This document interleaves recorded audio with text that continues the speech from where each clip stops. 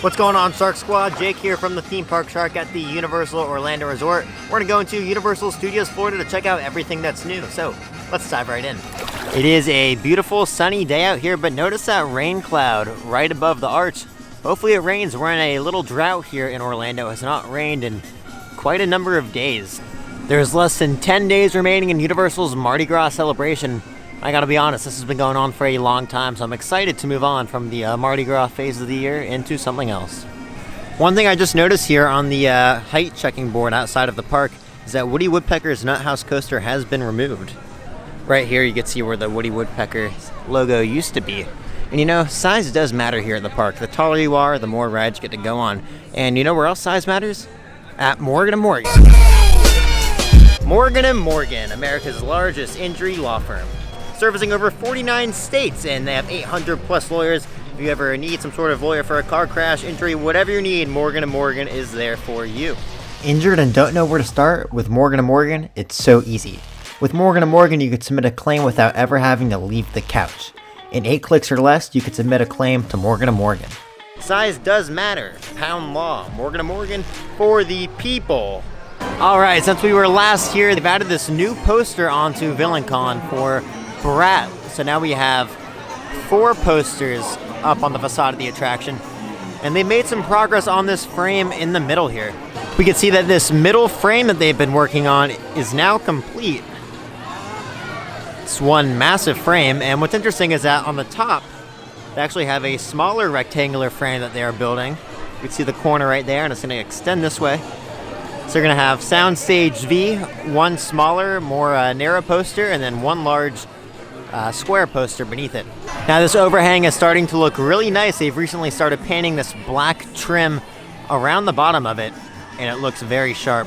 They've only made it a little ways so far. You can see where the black trim ends. They've also expanded the VillainCon painting and the logos on this building since we were last here. This is new. So Much Fun is a Crime is also new. On the main marquee for the attraction, I only noticed one difference since last time, and that is they've drilled a little hole over here to the right side of it, and we'll see what it is. So there's this little hole here, and it has some wire nuts poking out of it, so it's going to be used for some sort of electrical item. Maybe it'll be the wait time sign. Who knows, but that is a new addition over here at VillainCon. Construction walls have gone up around the entrance to Despicable Me Minion Mayhem. They're doing some work on the facade here. You'd see an obvious patch of those bricks that have been replaced. Next door to VillainCon is the future home of the Minion Cafe, and we could see some major facade work going on here. Look at this. This one's starting to come together here. The actual facade is being installed. If we look farther down to the right, we could see a lot of work. That is some big progress that we weren't able to see last time we were here. So now we're on the Plaza of the Stars Road here, looking at Minion's Cafe. And this facade here already has brickwork on it. That's really coming along. It's going to be exciting when these scrims come down. We'll get this whole facade revealed. Transformers is looking very blue today, especially in the sunlight. Now we still wonder, will the Transformers extended queue get rethemed into the Minions Cafe? Time will tell. There's a nice look here at the whole Minions Cafe complex and VillainCon, along with Minion Mayhem down there. In the back of the New York section of the park, they are working hard at replacing all these facades here. On the left, we could see this part that they just recently installed, but they haven't tightened it yet. And on the right, there is a tightened part of it. Now back here, the library facade, half of it has been ripped down, and it's awaiting, just like, I guess it's like a printed sheet that they put on there, but it's awaiting its new printed sheet. At the Universal Studios Florida Lagoon, home of the, well, I guess the former home of the Cinematic Celebration nighttime show, the water has been drastically lowered in the lagoon, revealing all of the show infrastructure. Now, they usually lower the water like this when they plan on working on the show infrastructure because it provides easy access to all of the equipment. So I assume over the next coming weeks we're going to see some progress being made on this fountain equipment. I don't know if they're going to add to it, remove it, expand it, or maybe they're just going to make general repairs, but it'll be exciting to see what they're doing with this new nighttime show that they're bringing to the park. We're going to go inside and check out Universal's Animal Actors on Location. This showing of Animal Actors on Location is quite busy. It is one of the very few stage show theater attractions that Universal offers, and it's one of the few kids attractions that's currently open inside of the studio's park. There it is, folks! That is Kidzone! Alright, buddy, come on down. Bogey is here to showcase a few basic behaviors every good move. What we can do is we can take this mark, we can place it anywhere in our set, and Bogey will ignore it completely. Hey, Bogey, you've got this. Go mark. Good boy. There it is. You should know exactly. We get a good look at the construction going on at the former Kidzone. Here you can see that everything that is visible is just dirt.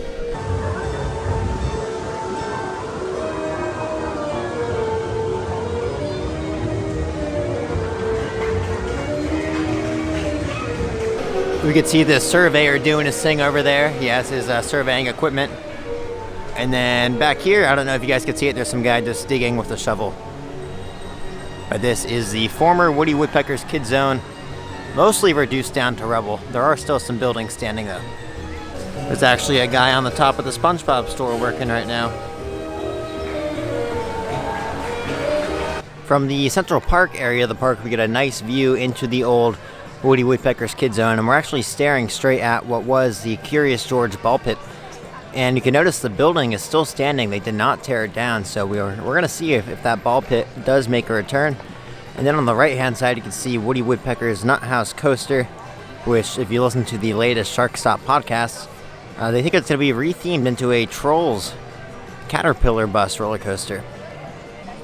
Here's a nice look at that lift hill. As you can see, all the theming has been stripped off of it, but it does remain the same paint colors currently. We've got our first Halloween Horror Nights update of the year over here next to Men in Black Alien Attack. We can see this white tent popping up above the bushes. This tent was recently constructed, and usually they put a Halloween Horror Nights house in there, so we will see. We're over here at the former Fear Factor Live Theater, and now I gotta say, I really think Universal should put some sort of show in this place during the regular time of the year. They put a Halloween Horror Nights show in there, but there should be something in here year-round. It's a great way to escape the heat and to pull hundreds, if not thousands of people off of the street into a nice amphitheater. That also keeps the lines shorter. So, what type of show do you guys think Universal should put inside of the Fear Factor Live Theater? That's going to wrap up our day here at the Universal Orlando Resort. We will catch you next time. See ya.